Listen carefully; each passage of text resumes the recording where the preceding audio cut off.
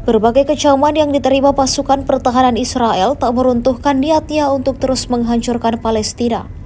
Negara-negara besar pro-Palestina geram melihat aksi pasukan Israel yang tak kunjung melakukan gencatan senjata. Terbaru, beredar di media sosial Telegram pada Sabtu 27 Juli 2024, dokumentasi yang memperlihatkan situasi di medan tempur.